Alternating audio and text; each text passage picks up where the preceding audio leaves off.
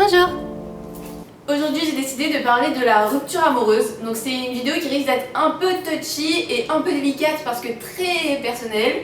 J'ai décidé que j'allais raconter mon histoire et ce qui s'était passé pour moi. C'est possible que je devienne un peu émotive pendant la vidéo. Je parle d'une histoire qui est assez récente pour moi, qui a été assez dure à vivre. C'est peut-être normal que je sois un peu émotive par-ci par-là, ça m'étonnerait pas. Je pense qu'avant toute chose, c'est important d'expliquer la rencontre que j'ai eu avec la personne avant de parler de la rupture, parce que bon, il y a des bons moments avant de passer à la fin finalement. Donc déjà il faut savoir que je suis restée 2 ans et 3 mois en couple. Je me suis mise avec cette personne, on va peut-être pas l'appeler cette personne, du coup on va lui trouver un petit prénom sympathique. Comment on va l'appeler?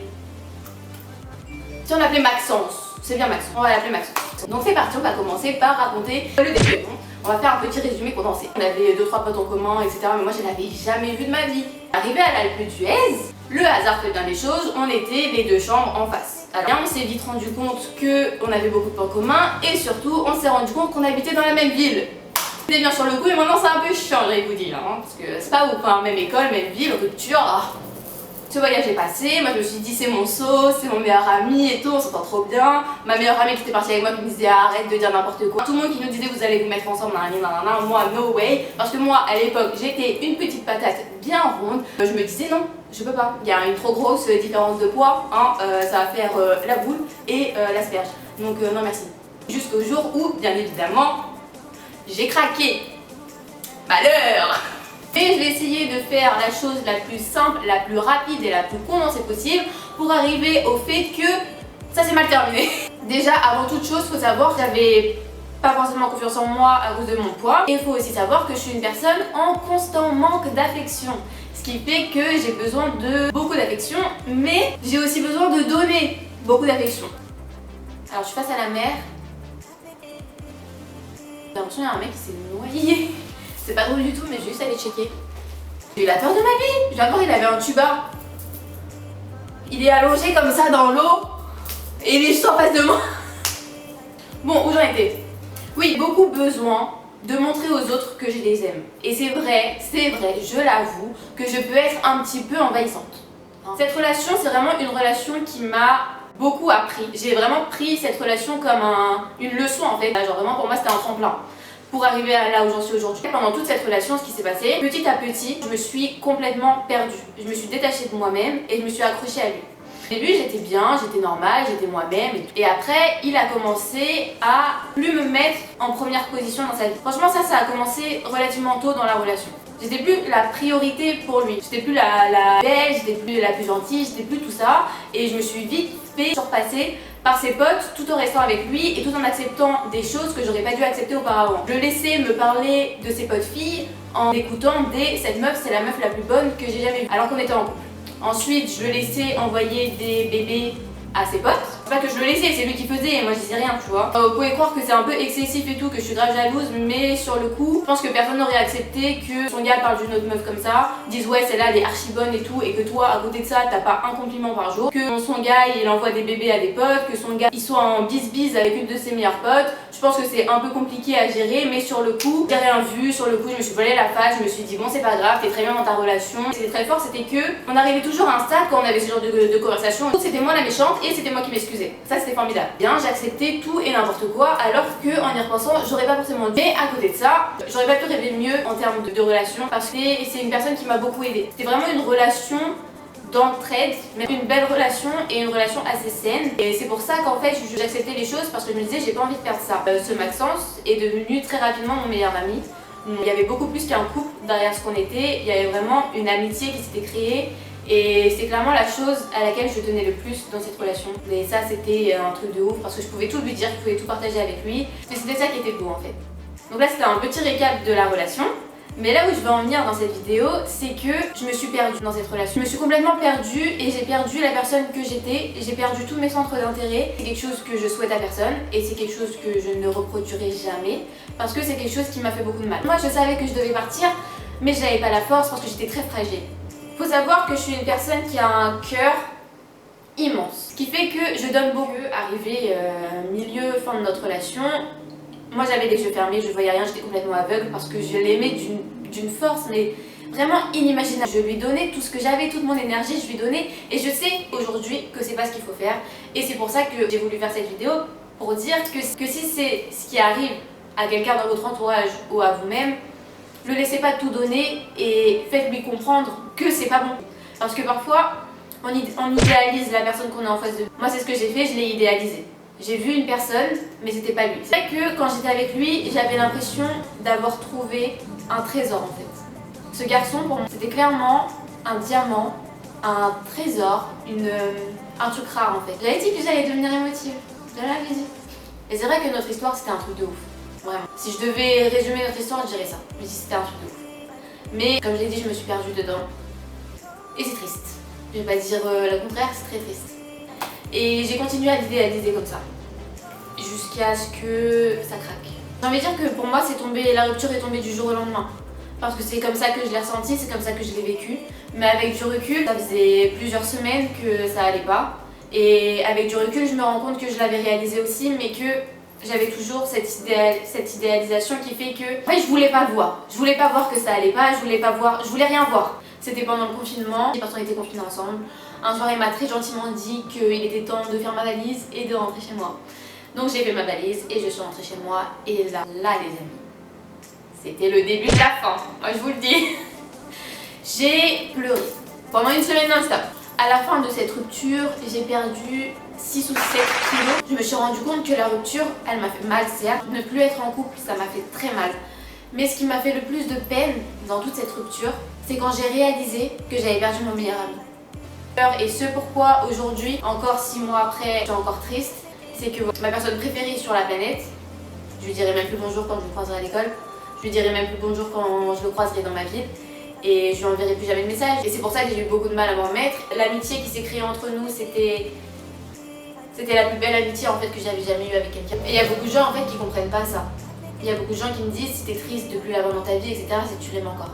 Non. Ce Maxence, j'ai plus aucun sentiment amoureux pour lui. Par rapport à notre relation de couple, c'est terminé depuis bien longtemps, j'ai coupé les ponts avec lui. Je l'aime plus, c'est comme ça, c'est un fait. Tout ce que j'ai envie de dire dans cette vidéo, même si je me suis un peu éparpillée, mais je trouve que c'est important de raconter l'histoire. Aujourd'hui, mine de rien, même si je suis un peu émue dans cette vidéo, je vais très bien, j'ai repris confiance en moi. Vraiment, je suis épanouie dans ma vie aujourd'hui comme jamais j'ai été épanouie dans ma vie. C'est pour ça qu'au début de la vidéo, je disais que cette relation avait été un tremplin pour moi. C'est quelque chose dont j'avais besoin sur le coup, parce que comme je l'ai dit, il m'a beaucoup aidé, il m'a beaucoup apporté, il m'a beaucoup appris. Mais aussi la rupture, ça m'a beaucoup aidé, ça m'a beaucoup apporté, ça m'a beaucoup appris aussi. Ça m'a appris à me retrouver, ça m'a appris à me battre, encore plus que j'avais eu à me battre avant. Ça m'a appris à me retrouver, à me débrouiller toute seule et à m'en sortir toute seule. Parce que oui, j'ai été très entourée. Là, il n'y a pas à dire. Si j'ai un conseil à vous donner, c'est vraiment ne dégradez pas en fait une relation que vous avez eue et une personne que vous avez aimée, ça sert à rien. Déjà, ça serait vous dégrader vous-même. Parce que en faisant ça, vous montrez que vous n'avez aucune maturité. Il m'a fait beaucoup de mal, il n'y a pas à dire. Il m'a déchiré le cœur. Je vais pas mentir, je vais rien dire, il m'a vraiment déchiré le cœur, ça m'a tuée, vraiment. Cette rupture elle m'a tuée, elle m'a achevée, elle m'a mis à terre. Et c'est une personne avec qui j'ai vécu beaucoup de choses, c'est une personne avec qui j'ai grandi, et j'acceptais pas en fait qu'on insulte et qu'on insulte mon passé sans le connaître. Donc en aucun cas je l'ai insulté de ma vie, jamais. Si une fois je l'ai insulté parce qu'il m'a demandé de l'insulter, calmez-vous, on s'expliquait un de ces jours pendant ces 3 mois, il m'a dit vas-y dis-moi que je suis un connard. Je dis non. Il dit vas-y dis-moi que je suis un connard. Et moi je lui ai dit ok t'es un connard. Et je pense que c'est la seule fois où je l'ai insulté de toute ma vie. Et il m'a supplié limite, à chaque fois il me suppliait dis-moi putain que je suis un connard. Et moi j'étais là non j'ai pas envie de t'insulter et tout. Insultez pas la personne avec qui vous avez passé du temps, même si elle vous a fait du mal, même si elle vous a trahi, j'ai même envie de dire même si elle vous a trompé. N'insultez pas. Est-ce que ça vaut vraiment la peine de donner votre énergie et de donner votre haine à une personne qui vous a fait du mal? Franchement j'ai envie de dire non. Elle vous a fait du mal, maintenant vos chemins ils sont séparés. L'amitié en amour c'est la même chose. Si vous avez une relation qui se termine, détestez pas la personne, perdez pas votre temps à déverser de la haine sur elle, vraiment ça n'a aucun sens, ça n'a aucun intérêt, à part vous faire perdre votre temps et votre énergie, ça va rien vous apporter. Parce que lui ou elle, est-ce qu'elle les reçoit ces insultes? Non, parce que vous lui parlez pas, vous l'insultez via personne interposée. Vous utilisez de la haine, vous créez vous-même cette haine et vous détruisez en fait seul. Alors que lui ou elle est déjà loin et elle en a rien à foutre. C'est une autodestruction en fait. Donc vraiment c'est inutile. Dites merci pour ce que tu m'as apporté, merci pour ces souvenirs, merci pour tout. Et maintenant tu prends tes clics et tes claques, tu supprimes les photos. Tu le supprimes de tes réseaux sociaux parce que le voir tous les jours, c'est pas un bon bail non plus. Donc tu supprimes. Moi, c'est la première chose que j'ai fait, j'ai supprimé les photos d'Instagram. C'était terminé, calé, carré. Après, j'ai supprimé les photos de mon téléphone. Il y en avait 4000 photos. J'en ai mis du temps à les supprimer, hein. Mais j'ai tout supprimé. Je l'ai enlevé de tous mes réseaux sociaux, je l'ai enlevé de partout. Parce que tu peux pas guérir s'il est encore. Tant que tu verras sa tête tous les jours, tu ne seras pas guéri. Mais aujourd'hui, si je suis triste, c'est pas parce qu'il me manque, parce qu'il me manque absolument pas. C'est un fait, il ne me manque pas. Mais c'est parce que j'ai été bête. Je suis triste parce que je me suis auto-déçue pendant cette relation. Je me suis déçue d'avoir accepté des choses que j'aurais jamais dû accepter. Je me suis déçue de m'être laissée traiter comme ça alors que je ne méritais pas de me faire traiter comme ça. Je suis déçue de moi, de mon comportement que j'ai eu, d'avoir eu ce comportement de lâche vis-à-vis de moi-même. Je me suis laissée marcher dessus, je me suis laissée traiter comme une merde, j'ai laissé faire des choses que j'aurais jamais dû laisser faire en fait. Ça, et avec du recul, je me dis, t'aurais dû le quitter il y a bien longtemps ma vie. Donc vraiment, s'il y a quelque chose qui vous convient pas dans un couple, pars. Vraiment pas. J'aurais dû partir. Donc la rupture, c'est pas une partie de plaisir, c'est pas quelque chose de facile, c'est quelque chose de très dur, surtout quand on a vécu beaucoup de choses avec la personne. Mais tout est fait pour une raison. Aujourd'hui, je vois clairement toute cette relation, du début à la fin, à la rupture, comme une leçon. Quelque chose qui va me permettre d'avancer dans la vie et quelque chose qui m'a permis d'en apprendre beaucoup plus sur moi. Et je pense que c'est comme ça qu'on devrait tous vivre la rupture. Et vraiment, l'erreur à ne pas faire, c'est ne pas t'accrocher à une personne qui t'a quitté. Dis-toi, si t'es parmi ces personnes, que la personne t'a quitté. Elle ne veut plus être avec toi. Elle s'est barrée. Elle a dit stop. Respecte sa décision. C'est pas grave. Tu trouveras quelqu'un d'autre. Franchement. Moi, il veut plus être avec moi. Je me dis, hey, c'est sa perte. Il sait pas ce qu'il a perdu. La vie de ma mère, il sait pas. Pas parce que tu vas ramper devant quelqu'un que tu vas t'accrocher comme une sangsue qu'elle va revenir. Oh là là. Non, plus tu vas t'accrocher, plus elle va partir. Laisse-la partir, elle veut plus de toi, frère. Si tu veux faire, pars. Vis ta vie, remets-toi, prends tes clics et tes claques, bouge-toi, habille-toi, va rencontrer des nénettes là-bas et arrête. Donc tout ce que je veux dire, je vais terminer là-dessus parce que je pense que la vidéo est déjà assez longue. En petit récap, je suis restée 2 ans et 3 mois avec cette personne, je l'ai aimée de tout mon cœur. J'ai jamais aimé quelqu'un comme ça. C'est vraiment un amour très fort.